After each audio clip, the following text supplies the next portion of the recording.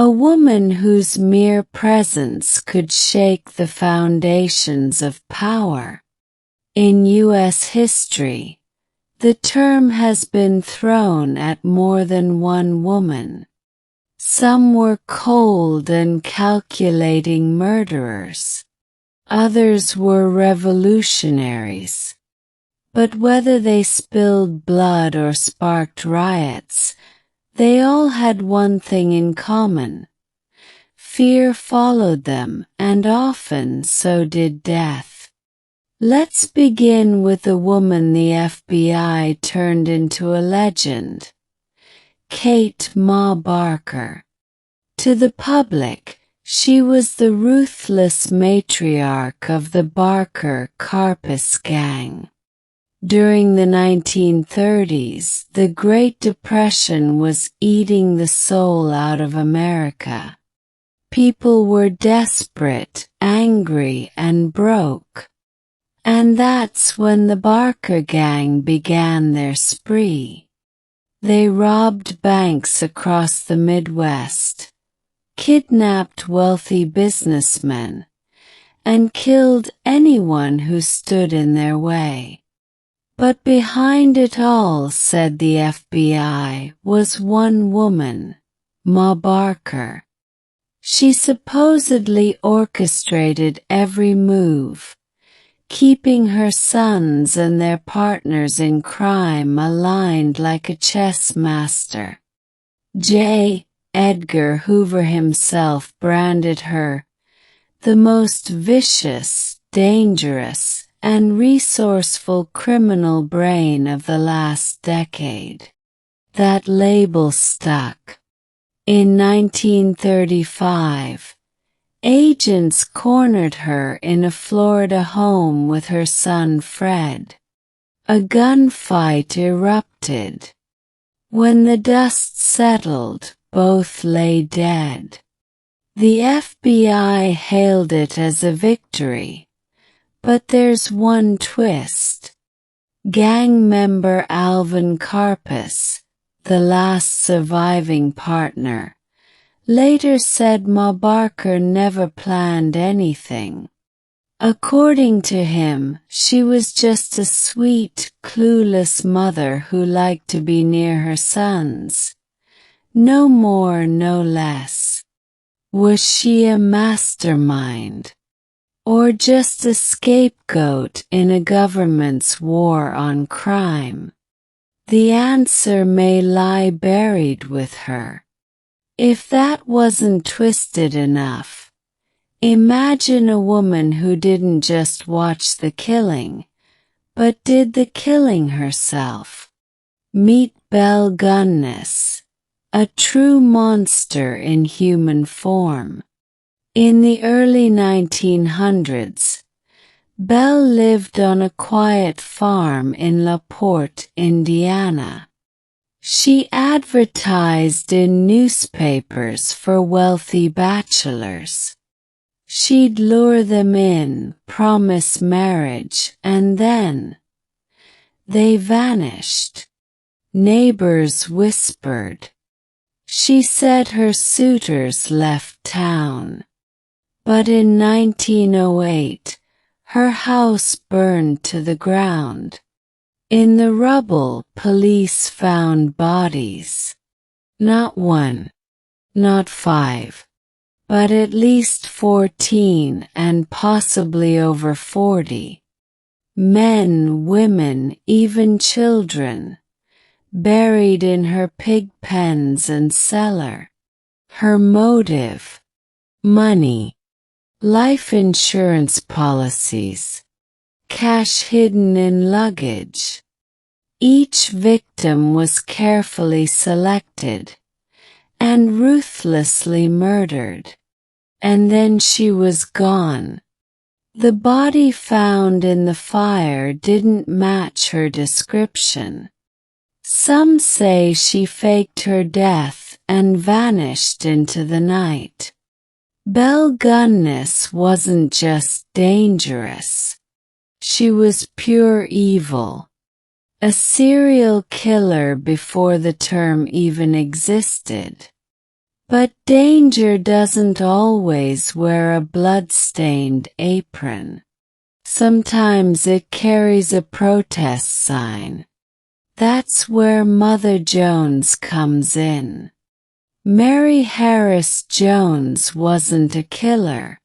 She was a firebrand, a labor organizer, a woman who could bring coal miners to their knees, or rise up with fists clenched and voices raised.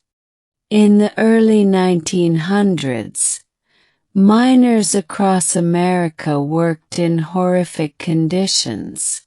Long hours, low pay, constant risk of death. And then came Mother Jones. She marched children out of factories, led strikes so massive that entire industries ground to a halt. Her speeches inspired thousands, but they also terrified the powerful. A prosecutor in West Virginia looked her in the eye and said, "There sits the most dangerous woman in America." Why?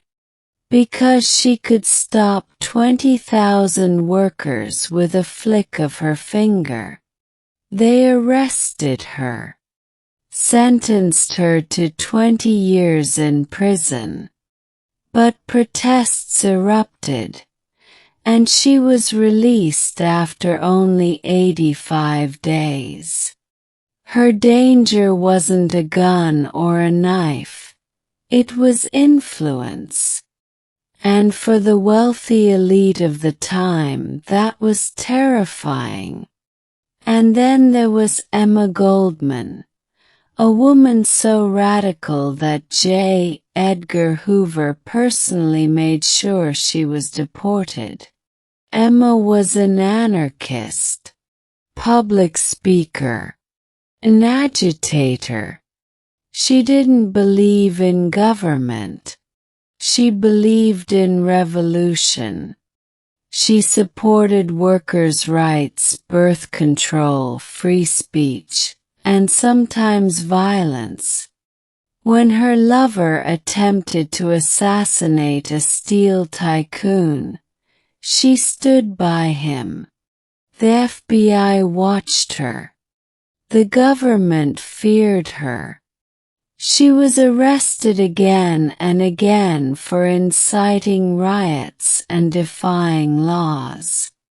Eventually, she was put on a ship and deported to Russia.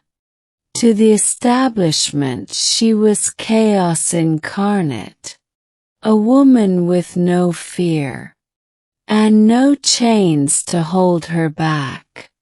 In modern times, danger sometimes comes with a viral story and a killer smile. In 2014, 19-year-old Miranda Barber and her husband were arrested in Pennsylvania. They had lured a man on Craigslist and murdered him. Cold, calculated. But it didn't stop there. From her prison cell, Miranda claimed she had been killing since she was 13. She said she belonged to a satanic cult, that she had murdered at least 22 people across the country. The media ate it up. The Craigslist killer. The teen devil. The most dangerous woman alive. But soon the cracks appeared. Investigators found no evidence.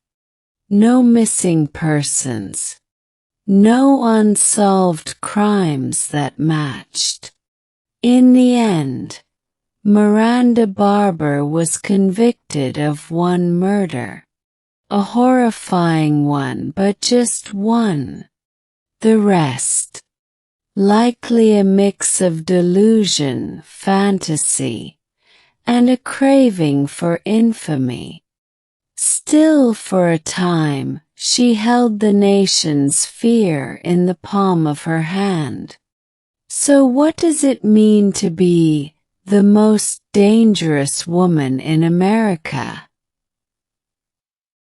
Can mean many things. A killer with no conscience. A mother hiding murder behind apple pie. A woman who fights the system so fiercely that the system calls her a threat. Or a teenager who understands the power of a lie. Sometimes danger wears a mask.